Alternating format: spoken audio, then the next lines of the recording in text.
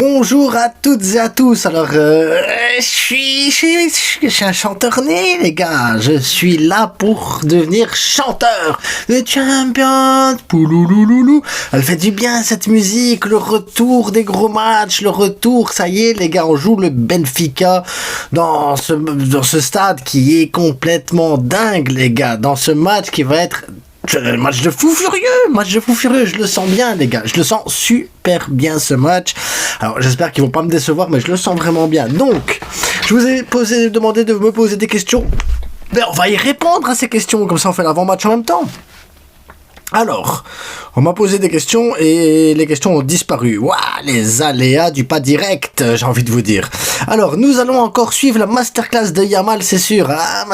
Il doit se venger. Et je pense que c'est Carreras, là, le défenseur gauche, ça avait été compliqué pour lui. Donc oui, je pense que Lamine Yamal a peut-être un petit truc derrière en se disant, lui, le Carreras, c'est fini Carreras. Je vais l'éteindre. Donc je pense que Yamal va l'éteindre, ouais. Je pense aussi. Salut la frite, salut à toi Junior Geraldo. Tu penses que Lewa peut apporter suffisamment sans les pénaltys et que l'équipe ne soit pas trop en difficulté ou utiliser Olmo en faux neuf, lui aussi avec ses problèmes de conditions physiques là, je m'inquiète. Mais t'as raison de t'inquiéter. Et franchement, c'est normal de s'inquiéter pour ça. Dans mon 11 de base, parce que mon 11 va apparaître au fur et à mesure, comme ça, de la vidéo, parce que vous posez des questions, donc vous allez forcément, à un moment donné, savoir quel est mon 11. Moi, de mon côté, j'utiliserai Olmo en faux neuf pour commencer le match, et Lewandowski rentrerait à la 65e, 70e minute pour les 35 dernières minutes, de manière à ce qu'il puisse apporter du poids physiquement et tout ça, parce que l'air de rien, c'est un buteur, et s'il rentre frais, ben, avec des joueurs qui sont plus épuisés, de l'autre côté t'as du Otamendi et tout ça qui est plus vieux, mais Robert Lewandowski qui arrive là-dessus, bah, normalement il peut prendre le dessus et marquer son but. Olmo en faux neuf parce que j'ai envie d'avoir un peu plus de contrôle, mais je vais expliquer après pourquoi. Salut la frite, penses-tu que le maillon faible de cette équipe sera la ligne haute? On s'est fait piéger plusieurs fois face à cette équipe et aussi Lewandowski qui n'est que l'ombre de lui-même et Koundé qui est dégueulasse balle au pied. Ça sera vraiment difficile malgré qu'on a un collectif qui peut changer au cours du match à n'importe quel moment. Alors il faut pas oublier que c'est la Ligue des Champions, les gars. La Ligue des Champions, ça transcende les joueurs, vraiment, ça transcende. Cette musique, elle transcende les joueurs. D'ailleurs, même moi, je l'ai chanté avant le début de la vidéo. Bouh, je suis transcendé. Je sais pas si ça se ressent, mais je suis transcendé totalement. Alors, le maillon faible de cette équipe, la ligne haute n'a jamais été un maillon faible de cette équipe. Le mauvais pressing des attaquants a été le maillon faible de cette équipe. Le mauvais pressing des milieux de terrain est le maillon faible de cette équipe. Donc, moi, de mon côté, c'est pour ça que je dis je veux Olmo en faux neuf, parce que Robert Lewandowski ne presse pas. Moi, je veux qu'on les empêche de sortir tranquille, comme au match aller. Le milieu de terrain, là où les défenseurs, ils avaient le temps de regarder, lever la tête et lancer le ballon en profondeur. Ils avaient le temps. C'est pas normal. Tu peux pas laisser le temps. Que si tu mets un Olmo en faux neuf qui va courir plus que Lewa, tu mets Pedri, Frenkie de Jong derrière en double 8. Moi, j'appelle ça le double 8 en fait. Ça va presser plus haut, un Koundé qui presse plus haut, un Baldé qui presse plus haut, de l'autre côté t'as Lamine Yamal qui presse le défenseur de l'autre côté, Rafinha qui presse de l'autre côté, t'as tous des joueurs qui savent presser. Tu mets Casado en numéro 6 pour couvrir les interceptions et les passes qui pourraient passer entre deux, Inigo et un Koubarsi qui gèrent vraiment la ligne du hors-jeu et qui gèrent vraiment bien le truc, ils savent quand ils doivent faire, quand ils doivent pas le faire. Ah là c'est bon, l'expérience elle est là. Et Chesney normalement s'il rentre pas dans Baldé ou s'il décide pas de donner un penalty ou s'il décide pas de fumer son match, normalement les gars, il n'y a pas de dinguerie, les gars. Benfica, tu les maîtrises, mais tu dois jouer ton match sérieusement. Et donc pour moi la ligne haute n'a jamais été le point faible de ce Barça, jamais. Le pressing, mauvais pressing, ne pas respecter les consignes correctement, ça c'est le point faible du Barça, mais pas du tout. Donc comme tu vois, de mon côté Lewandowski, tu vois, je le mets pas, et Koundé balle au pied dégueulasse, non, il fait des passes décisives et tout. Le problème c'est que ça arrive, il a glissé, ça arrive d'avoir une méforme, et c'est normal quand tu joues quasiment tous les matchs de la saison, tous les matchs avec ton équipe nationale, et que tu t'arrêtes jamais.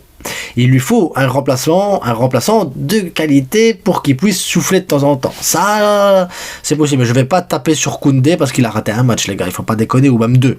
Faut pas déconner. Je pense que sincèrement, on ne verra pas les mêmes erreurs qu'avait commis Chesney, voilà, contre le Benfica. Il y a du mieux, voilà, Chesney 2025, les gars. Le Chesney 2025, c'est le Chesney, je vais pas dire Prime, parce que voilà, Prime c'était à Arsenal, mais c'est un Chesney très très très correct, les gars. Donc voilà, moi je m'inquiète pas trop. Je pense pas qu'il démontera Baldé une deuxième fois. Alors, es-tu inquiet comme moi au sujet de Lewa? Et les gars, Lewa, il vous inquiète énormément. Moi, je vous dis, je me le mets en faux neuf, donc ça, j'ai répondu. Ne trouves-tu pas que le Barça est une équipe de gentils qui joue fair play? C'est ce qui me plaît dans ce club. Ouais, ils sont cool, le Barça. Très, très cool. Hein. On a même donné des carrières à pas mal de joueurs tellement qu'on est fair play. Mais est-ce qu'on ne devrait pas retrouver le vice d'un Suarez en attaque? Mais après, Suarez, depuis qu'il y a la VAR, Suarez, les dingueries qu'il a fait à l'époque, je suis pas sûr que ça passe avec la VAR. Hein. Je suis pas sûr et certain. Maintenant, quand t'as réellement un coup, que t'as réellement quelque chose, ouais, reste au sol, ou tombe, ou voilà, fais quelque chose. En Ligue des Champions, c'est pas les arbitres espagnols. Normalement, tu vois, il y a moyen d'avoir quelque chose. Mais oui, il faut faire quelque chose. Titulariser Ronald Araujo face à Benfica n'est-il pas synonyme d'un danger permanent vu sa lenteur? Alors, Araujo lent, je pense que c'est le défenseur central le plus rapide qu'on ait. Donc lenteur, non. Par contre, Araujo, il est sorti au dernier match contre la Real Sociedad parce qu'il avait des crampes. C'était un match de la Real Sociedad où très franchement on était en mode balade, petite maison dans la prairie, en mode camping paradis, je sais pas exactement, tu vois, on était tellement bien, c'était un match d'entraînement exhibition, on a fait un peu de rotation et tout. Il est sorti avec des crampes. C'est pour ça qu'il est sorti. Donc, Ronald Araujo, dans un match où il va y avoir énormément d'intensité, je ne le mettrai pas déjà pour ça. Et ensuite, pour le piège du hors-jeu, il n'est pas encore prêt. Il n'est pas encore prêt pour moi. Et puis, les relances balle au pied, l'air de rien qu'au Barça Inigo, les gars, ils peuvent te casser une ligne ou deux. Tu penses que Dani Olmo peut enchaîner 3 matchs de suite titulaires? Ben, si tu le fais sortir, il y a moyen. Hein, si tu le fais sortir à un moment donné. C'est pour ça que moi, je le mets tout de suite. Je le fais sortir à la 60-65e. Et voilà, il fait pas un match, il fait 1 heure. Il fait 1 heure, tu vois. Voilà, il fait 1 heure. Donc, il y a moyen. J'ai envie de te dire, il y a moyen. Et après, il joue là. Et peut-être que ce week-end prochain contre Osasuna, on n'est pas obligé de le mettre. Hein, Olmo. On n'est pas obligé de le mettre. On peut le laisser reposer un peu. Je préfère l'avoir en Ligue des Champions en forme, moi, qu'en Liga. Liga, je m'en fous. Il n'y a pas besoin d'Olmo en Liga pour gagner contre la plupart des équipes. Ferran ou Lewy en pointe? Ah ben, aucun des deux. Voilà, t'as eu la réponse. Aucun des deux. Je garde Ferran sur le côté, sur le banc, parce que je me dis que s'il faut reposer Rafinha, qui, je souhaite pas, mais qui a un mauvais coup ou un truc ainsi, ou Yamal qui a un mauvais coup ou un truc ainsi, on n'a personne sur les ailes. Je préfère garder Ferran, et Ferran est meilleur en sortie de banc, bah, tout comme Robert Lewandowski. Donc voilà, on va pas se prendre la tête. Ne trouves-tu pas... Alors, attends, parce que... tac. Alors, parce qu'il y a eu des réponses et tout à ça. Ne trouves-tu pas que l'équipe doit tourner plus son jeu autour de Yamal? C'est le meilleur... Non, il faut pas... Non. Je suis pas... Attends, je termine ta phrase quand même. C'est le meilleur attaquant de l'équipe et pour moi, s'il ne marque pas, c'est parce qu'il en a pas la responsabilité. Si c'était son rôle, il saurait le faire. Mais moi, j'ai envie de te dire, non, il a 17 ans. Moi, je veux pas qu'on mette une pression sur un gamin de 17 ans en lui disant, voilà, c'est à toi de mettre les buts. Il y a un gars, il s'appelle Roro, là, Roro Lewa, et c'est à lui de mettre les buts. C'est pas à Lamine Yamal, 17 ans, de commencer à mettre l'équipe à ce niveau-là et à prendre de la responsabilité. Non, qui s'amuse, qui continue à faire ce qu'il fait, qui fasse ses centres. Et en plus, tu vois bien qu'il y a une légère frustration. Tu le vois qu'il y a une légère frustration, surtout au dernier match, parce que ça fait longtemps qu'il a pas marqué, que les gens lui mettent la pression. Imagine, il a déjà la pression parce que les journaux parlent de ça. Si maintenant tu lui donnes en plus la responsabilité de le faire et qu'il ne le fait pas, ah non, tu vas bousiller le gamin. Il faut surtout pas. Lamine Yamal, laissez-le tranquille, les gars, qu'il s'amuse. Laissez-le tranquille, les gars, il faut qu'il s'amuse. Et donc, après, le truc, c'est que Lamine prend toujours le rôle du passeur. Et même, j'ai l'impression que lui veut ce rôle-là. Sauf que des fois, oui, mais après, il est jeune, les gars. Lamine Yamal, qu'est-ce qu'il veut? Lamine Yamal, il veut absolument... c'est le futur, mais je pense qu'il veut précipiter les choses. Mais qu'il a le temps. Qui continue à terroriser des pères de famille. Là, il va s'amuser avec un gamin de son âge, ça va lui faire du bien. Mais il terrorise des pères de de famille, il fait des passes, il fait des trucs, il fait des dingueries, les gars. Des fois, il va trop loin, des fois, il cherche de trop, des fois, il provoque de trop, des fois, il pourrait jouer plus simplement. Mais c'est un gamin de 17 ans, il s'amuse. À 17 ans, t'as ce talent-là, tu joues au niveau, tu peux bouffer des gens, tu bouffes les gens. C'est normal. Après, la maturité, elle vient avec le temps. C'est tout. Ben, c'est rien, les gars, il faut pas s'inquiéter. Moi, dans ce match-là, le truc qu'il faut absolument, parce que c'est le dernier match, on a dominé le match, on a eu les plus grosses occasions, on a eu les plus belles possibilités. On a fait ce qu'il fallait sur ce match-là, mais on a pris 4 buts. On a dû rattraper le score à chaque fois parce qu'on a fait un mauvais pressing, parce qu'on n'a pas suivi bien les ballons, parce qu'on n'a pas réussi à mettre les buts qu'il fallait mettre à un bon moment, parce que derrière on a fait des dingueries, que ce soit Chesney, que ce soit Aroro qui marque contre son but, que ce soit Baldé qui rentre dans Chesney ou Chesney qui rentre dans Baldé. À vous de vous dire ce qu'il faut, le penalty qu'on leur offre. Sinon, sans tout ça, le Benfica, c'était plus compliqué. Mais en plus, tu les laisses faire et tu les laisses provoquer ce genre de situation parce que tu leur donnes la balle. Et tu leur donnes la possibilité de lancer ces ballons. Et donc Pavlidis, là, tout d'un coup, on lui a offert une carrière, une visibilité de fou. Il n'y a que le Barça pour faire ça. Avec des joueurs moyens, il n'y a que le Barça pour faire une dinguerie pareille. Non, ici, moi, ce que je veux, vraiment, quand je vous dis, je veux un Olmo et un Rafinha, par exemple, qui viennent presser les deux défenseurs centraux. Comme ça, Baldé vient presser le défenseur gauche. Comme ça, de l'autre côté, Lamine Yamal, le défenseur droit.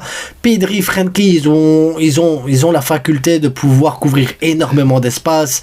Et donc, ben, ça va jouer énormément parce que ces deux joueurs-là, ils peuvent vraiment couvrir énormément. Pedri est d'ailleurs le joueur qui récupère le plus de ballons en Europe, les gars. Et derrière, tu mets Casado, que je vais parler 2 secondes de lui. On va parler 2 secondes de lui parce que j'ai vu un truc sur Casado et j'ai envie de vous le partager. Marc Casado est le pivot le plus efficace de Barcelone. Les chiffres impressionnants confirment la valeur malgré son rôle en déclin ces dernières semaines. Et un rôle en déclin qui est pour moi pas justifiable du tout. Il a débuté 27 matchs, représentant 69% au total des matchs de l'équipe. L'un des joueurs les plus influents de la Ligue des Champions, jouant 85% des minutes. Un pourcentage qui reflète la grande confiance que Flick lui accorde dans les matchs décisifs.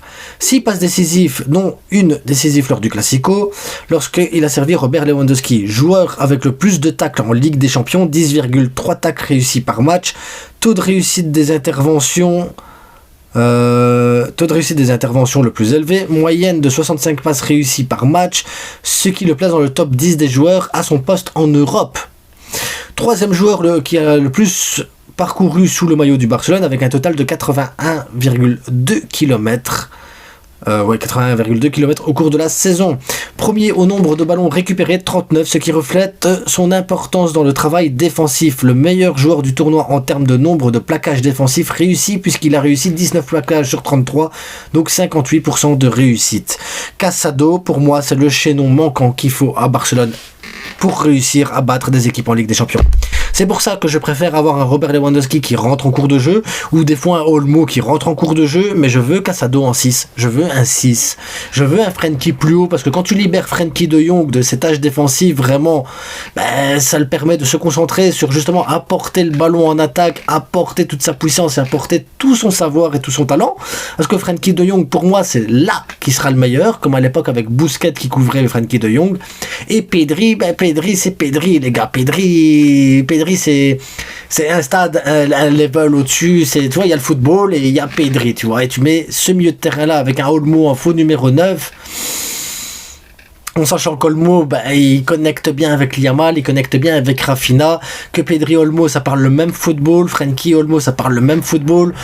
T'as besoin justement de joueurs qui peuvent jouer entre la ligne défensive, entre le milieu de terrain, pour combiner, pour prendre la profondeur et tout. À un moment donné, tu dois le faire. Tu sais que Pedri, maintenant, tu l'as vu au dernier match, il peut frapper de loin. Frenkie peut frapper de loin, Rafinha peut frapper de loin, Yamal peut frapper de loin, Olmo peut frapper de loin. Donc ça veut dire que même si t'es sur une défense regroupée, ils peuvent frapper de loin, et une déviation, un Casado qui mettrait son premier but en Ligue des Champions sur une déviation, ça serait incroyable, les gars, incroyable à un moment donné.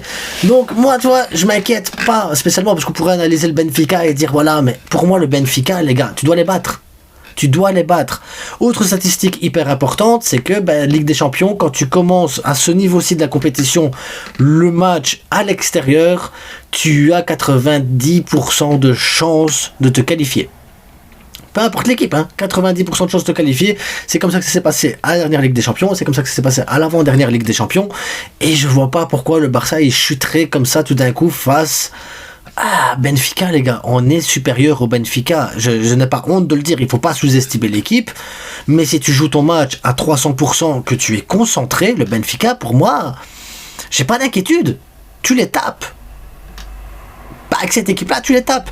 Maintenant, on verra comment Hansi Flick envisage le match, comment il prévoit les affaires, comment les joueurs vont se préparer et quel est le mental. Benfica a su se reposer pendant plus de jours que le Barça, mais en même temps, ça veut dire qu'ils n'ont pas de rythme dans les jambes, ça veut dire qu'ils n'ont pas de match récent, ça veut dire que voilà, ils vont devoir prendre le rythme contre le Barça directement.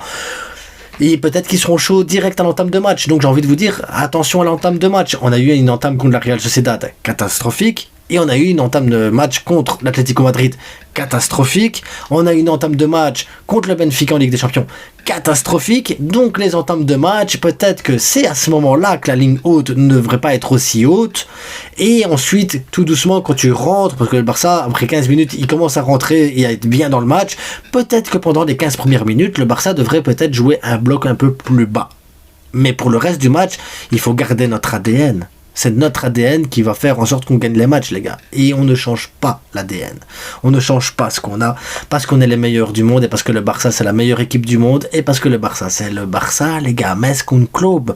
Donc, à bientôt. Abonnez-vous, likez, partagez évidemment. Et on se retrouve incessamment sous peu parce que ce soir, il y a le débrief. Et ce soir, il y a le débrief du Real, les gars. Real Atlético Madrid. On va faire le débrief à chaud. Et ah oui, et il y a une vidéo, j'ai envie de faire une vidéo vite fait sur les pronos. Donc ça va être une vidéo prono. Surtout surtout pas pronostiquer ce que je vais dire, les gars. Parce que moi, c'est de la dinguerie sur dinguerie. Donc, à tantôt pour la prochaine vidéo, à tantôt pour le prochain débrief à chaud, à demain pour le débrief à chaud du Barça, à demain pour de l'actu, à demain pour plein de trucs, ça n'arrête jamais. À bientôt les gars, n'oubliez pas le plus important, ça reste que du foot. Ciao.